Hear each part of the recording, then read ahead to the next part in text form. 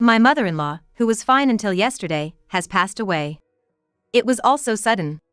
She was a kind person to me, a bit playful and adorable, far from the stereotypical mother-in-law from hell often depicted in YouTube videos. Mom, why did you have to go so suddenly? I mourn her as if she were my own mother. However, despite it being during the funeral, a rough voice could be heard coming from beside me. It's my right to get a share, isn't it? What?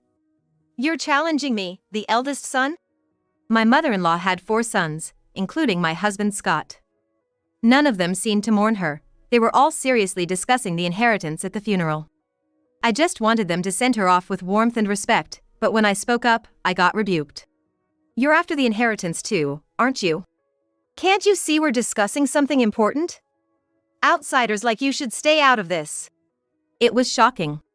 Perhaps he spoke out of anger, but still, to be spoken to in such a way by my husband. While feeling suspicious of them, I hastily sent off my mother-in-law. And then, 7 days later, after the inheritance was divided, my husband and his brothers, having lost interest, stopped visiting their family home altogether. In their place, I went to put flowers, cleaned the neglected house, and took care of the beloved dog that my mother-in-law had cherished.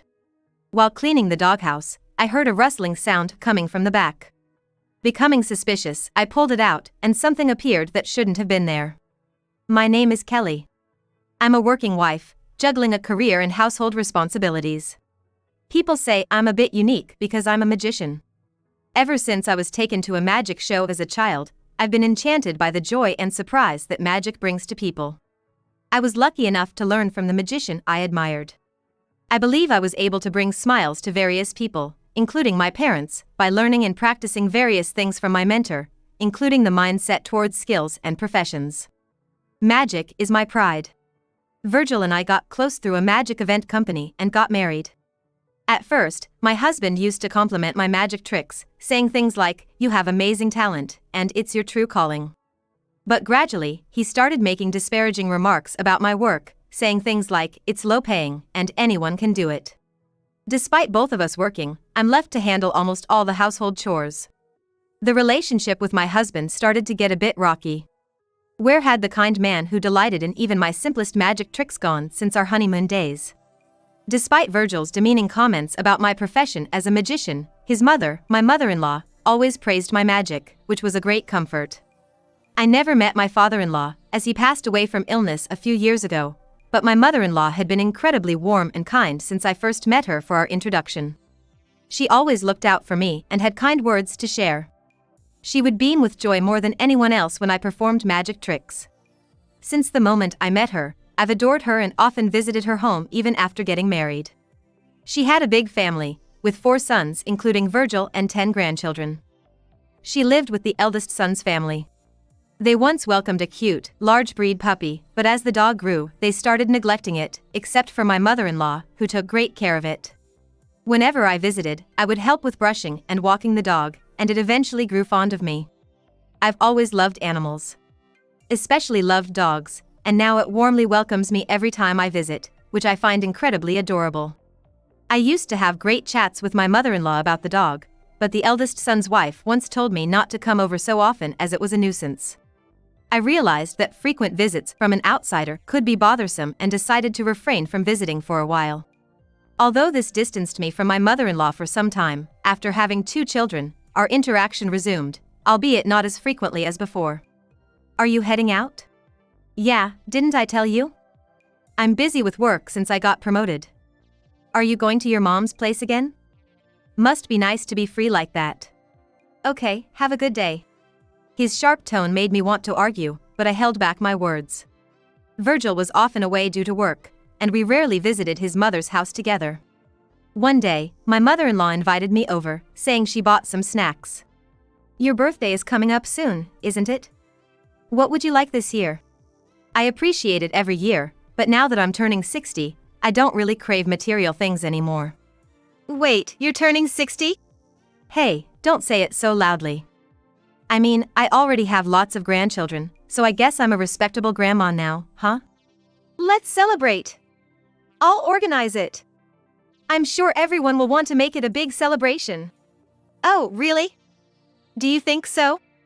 My mother-in-law was hesitant, but she seemed somewhat bashful about it. After returning home, I immediately called my husband's brothers. But none of them or their wives seemed enthusiastic about it. Even my husband was indifferent. "What's that about?" "I'm busy, you know." "It's just a birthday party, right? You started this, so you handle the preparations," he said coldly, leaving me feeling downhearted. Somehow, though they wouldn't help with the preparations, Virgil's brothers and their families agreed to attend the party. I didn't want to disappoint my mother-in-law, so I put my all into getting everything ready for the big day. "All right, it's perfect." While my mother-in-law, whom I had sent to a nearby cafe with some money, was away, I decorated the house and prepared the feast. As Virgil's brothers and their families arrived, not one of them brought a gift or even thanked me. My husband was no different. I didn't expect thanks for organizing something I took upon myself, but I couldn't shake off the feeling of being unappreciated. Even before my mother-in-law returned, they started to dig into the food and drinks, and I had to stop them just in time. "Oh my, everyone came to celebrate?" She was delighted to see her sons and grandchildren all gathered. She laughed heartily at the new magic trick I performed with the kids. "Thanks to Kelly for organizing today's party," she said with a smile as we washed the dishes together. After the party, when everyone left without helping clean up, and the eldest son's family retreated to their rooms, I felt a bit miffed. But seeing my mother-in-law happy made it all seem worthwhile. "See you later, Kelly." She waved goodbye with a smile as I left late in the night. Little did I know, that would be our last exchange. When I got home, I found a letter in the mailbox. The contents made me feel a bit exasperated that nobody had bothered to send anything for my mother-in-law's birthday. The next day, while my kids were at daycare, I decided to return the containers I had used to bring home leftovers from the party. I felt an odd sense of urgency that morning. No one answered the doorbell. It seemed like the house was empty. As I was about to leave, I heard the dog barking in the yard. What happened? I found the dog's chain tangled around it. After freeing the dog from its collar, it dashed straight to the window of the veranda. Through the window, I saw my mother-in-law lying on the floor in the living room. "Mom!" In a panic, I rushed around to the front door, which was thankfully unlocked, and hurried into the living room. My mother-in-law's beloved dog was desperately barking next to her, lying motionless as if crying for help. I immediately called an ambulance, but it was too late. My mother-in-law, who had been healthy just the day before, had passed away from a stroke. My heart was filled with a sense of loss, but there was no time to grieve as I hurriedly contacted family members. Soon, the funeral came. My mother-in-law, who had 4 sons, was not mourned by any of them. Throughout the funeral, they only seemed seriously interested in discussing the inheritance.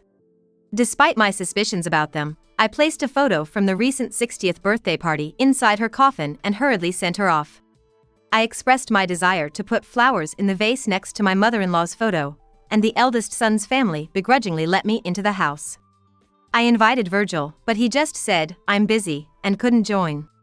From the balcony, I could hear the dog whimpering sadly, whine. The eldest son's family didn't want to care for the dog, so I negotiated to look after it in the mornings and evenings, fitting it in between childcare and work. In a little while, I'll negotiate to take the dog home with me. I thought to myself. Today, with some extra time, I was cleaning the neglected doghouse and discovered something stuck to the ceiling inside. It was hidden from outside view. Curious, I peeled it off. Perhaps to protect it from getting wet, a fancy envelope in a plastic bag. Inside, a note in a pop font read, "A gift for the person taking care of the dog." Open the trick box. Another paper included a map with "Here's where the trick box is" written on it. It seemed like a joke meant for kids. Although I could have ignored it, something made me curious. The usually calm dog barked excitedly, as if encouraging me to look. Following the map, I started digging in the indicated spot. Could there actually be treasure buried here? As I was lost in thought, digging, the dog joined in to help. Soon, a trick box emerged from the ground. It seemed like a child's toy, but was quite tricky to open. Thanks to my experience with sleight of hand and magic, I struggled but eventually managed to open it. Inside, there was a letter addressed to Kelly and a small key. The letter explained that the previous note was made to look like a joke so that my money-minded children wouldn't take it seriously. The note stated that the hidden location of the safe, which contained items not to be found, was written down. Apparently, she had been planning and preparing for quite some time before she passed away. Furthermore, the letter revealed that her eldest son and his wife, along with Scott and his other brothers, had been borrowing money from her, leaving no inheritance in the house.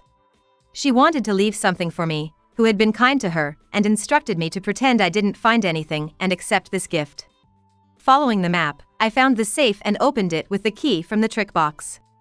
Inside were several pieces of jewelry, including diamond rings and necklaces. I didn't know the value of these sparkling diamonds, but I was touched that my mother-in-law had left something for me. However, I couldn't help but cry, thinking of all the things I still wanted to do with and for her, now that she was no longer in this world. I decided to honor her last wish and keep this discovery a secret from Virgil and his brothers. Then, my phone rang. It was Virgil. Hello? Hey, you need to be there for the inheritance discussion. It's the day after tomorrow. Bye. Hey, wait. He said abruptly, and the call ended. After that, he didn't come home, and I reluctantly went to the meeting. There, all of his brothers and their wives were present. Seeing the bank books and metal items on the table, everyone sighed in disappointment. The eldest son, Scott, incurred huge losses in the stock market. The second son, John, spent a fortune on extravagant affairs, and on top of that, my husband Virgil loudly complained in front of everyone, "I'm struggling because my allowance is too small." The wives of each brother all looked at me at once, but this was the first time I had heard such a claim from my husband. "No, you spend most of your earnings yourself, ouch." I began to retort, but was interrupted by a sharp pain. Virgil had pinched me hard on the back. Feigning ignorance, he continued to lament about being broke. "Anyway, I have no money." Despite the pain, I couldn't help but think something was off. Afterwards, the second son, John, who had started a business, was struggling with debts, and the fourth son, Gordon, had a hobby of collecting cars and apparently needed money for that. It turned out that everyone, each for their own self-made reasons, was short of cash. They had all begged my mother-in-law for money during her lifetime, leaving no substantial savings to be called an inheritance. This revelation led to an ugly exchange of insults and blame that was too harsh to be made public. It was a good thing I had left my children with my parents. Had they been there, I would have deeply regretted it. The brothers shouted at each other, and their wives did nothing to stop them, instead joining in. My attempts to calm everyone down were ignored. Afterward, someone suggested, "We have no choice but to sell the family home," but everyone agreed, "Even if we sell it, it won't bring in much money. She was a useless old woman. What does she think we lived together and took care of her for? At least do something useful for your children in the end." I couldn't take it anymore. I slammed my hands down on the table. Everyone was shocked, and the room fell into complete silence. "What are all of you saying? It's shameful. Talking about money like this. How can you speak ill of such a kind woman? It's terrible. Don't you have any heart?" Everyone was stunned by my outburst, but my husband grabbed my shoulder tightly. "Hey, you're not involved in this. Don't butt in. If you're gonna keep yelling, just go home," he said angrily. But I stood my ground and shook off his grip. "Fine, I will go home. And while I'm at it, I'll leave a divorce paper and leave for good." He looked baffled, not understanding what I was saying. "What? Are you serious? Don't make a scene here. Do I look like I'm lying? I'm serious." My decision to divorce wasn't spontaneous. I had been contemplating it for a while. And recent events solidified my resolve. I looked at my husband with an unwavering resolve. My husband realized I was serious.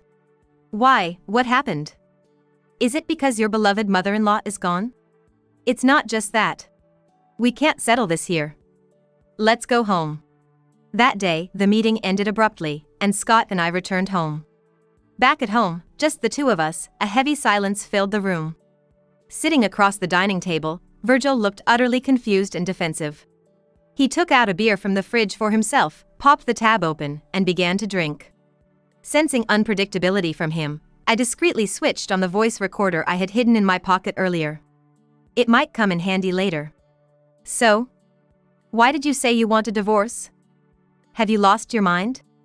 "I haven't lost my mind. I told you, I'm serious. You know the reason better than anyone, don't you?" "Huh? I hate it when you beat around the bush. Just tell me the reason, straight up. He slammed his half-finished beer can on the table. Unfazed, I calmly responded. I got a call. From a woman saying she wants to marry you and for me to leave you. His face changed in an instant. Someone you're getting along with? Her, right? Yes. Your mistress. She's very young, isn't she? I was surprised. Her syrupy, immature voice had called my cell phone. The news was a shock, but it also made sense. He had become distant after we got married because he had a mistress. Without me asking, she gushed about their romantic escapades. Day trips, stays in hotel suites. I couldn't help but question her nerve for telling all this to his wife. However, as she spoke, I decided to gather evidence of the affair. I started recording midway through the conversation. Furthermore, by expressing envy like, I've never stayed in such a hotel, I'm jealous. I'd love to see it, and flattering the mistress, who was reveling in her superiority, she surprisingly ended up sending me photos taken with my husband in a suite room. Photos that showed a lot of skin, even going to the extent of mailing them to me. Though I was filled with disgust and anger, I was glad to have solid evidence. She called a few more times, happily telling me how my husband spent most of his weekends at her place, paid her rent, and showered her with expensive gifts. Things he never did for me and our children. So much for his complaints about having too little pocket money. His busy work excuse was mostly a lie. His late returns from work and weekend duties were all excuses to spend time with his mistress. Pretending to be oblivious, I once called his office on a day he claimed to be working overtime. Of course, he wasn't working, and there was no promotion. In fact, he had been absent without leave, causing trouble at work.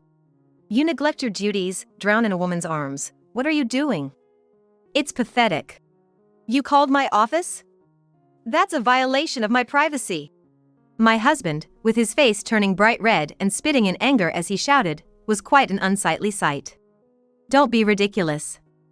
If necessary, I'll have your office testify. You could even be sued by them for your unauthorized absences. What? And with no raise, how can you afford to pay your mistress's rent and lavish her with brand gifts? Did you use the money you begged from your mother for your affair? Damn it, I don't want to be lectured about how I use my money by a stranger like you. Fine, let's get divorced. I'll marry that young, cute, and kind girl. I'm sick of you, a charmless nag with kids. It'll be refreshing to be rid of this burden.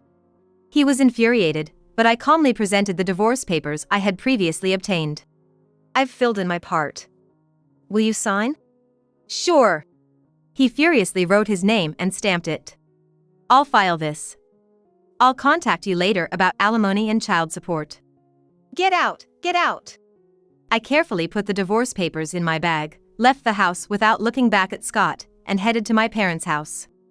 At my parents', they warmly welcomed us. The kids were happy to live with their grandparents, and our lives were filled with more laughter and joy than before. I devoted myself more to my work. One day, while everyone was out and I was alone. After finishing chores, I was relaxing on the sofa watching recorded TV shows when the doorbell rang. Without checking properly, I casually opened the door, hi, and it was Virgil. I realized my carelessness too late, the damage was already done. I saw his menacing face as he blocked the door with his foot. It's been a while, he said, looking down at me. What do you want? Receipts for jewelry purchases made by Mom surfaced. What? The jewelry found at the family home was all fake or cheap. I think you might have the real stuff. Huh? I haven't received any expensive jewelry like that. Really? Maybe you sweet-talked my mom into buying them for you. I would never do that. I'm not like your mistress or your brothers. Really? Then show me around the house. What? I told you I don't have it. Hey, wait a minute. Ignoring my protest, he barged into the house. Stop. I rushed to stop him, but he pushed past me and started rummaging through drawers and shelves. He must have been looking for the jewelry my mother-in-law left after her death, hidden in the trick box. Oh, this must be it. He found an ornate jewelry box and his eyes sparkled with greed. That is. As he opened the box, boink. Whoa. From inside, a realistic toy snake sprang out forcefully. It was something I made for a magic trick. It was too realistic and unpopular among audiences, so it was never used. Scott recoiled in surprise at the toy snake, and I had to suppress a laugh at his foolish appearance. What the hell is this, Kelly? Are you making fun of me? Of course not. You're the one who opened it. Damn it, you're playing games with me. The item Scott was searching for was now safely stored inside the trick box in the safe. He continued his search. And eventually found the trick box. What's this, a toy? However, he quickly lost interest and started looking elsewhere. I breathed a sigh of relief that he didn't find it. Where is it? He yelled in frustration. Just then, a stern voice cut through the tension. What are you doing here? It was my father. Surveying the chaos in the house, my father, who practiced martial arts and was quite intimidating, angrily said, "What's with this mess? This is breaking and entering." Virgil, who had always been intimidated by my father, hastily stammered an apology and fled like a flash of light. Sorry. After explaining the situation and apologizing to my father, he was more concerned about my well-being, asking, "Are you okay? Did he do anything to you?" Later, when my mother returned, the three of us cleaned up the room and went to pick up the kids. I later heard from my lawyer about Virgil and his family's current situation. The brothers had searched everywhere for the expensive jewelry they believed my mother-in-law had bought, but of course, found nothing. He still suspected I had it and even mentioned it to the lawyer during a visit, but the lawyer firmly stated it wasn't with her, and Scott seemed to finally accept it. He had lied a pay raise, and spent most of his time at his mistress's place. His work attitude worsened, his performance dropped, leading to a demotion. Frustrated, he quit his job amid a recession. Unable to afford his mistress's rent and gifts, he became completely dependent on her, and she eventually grew tired of him.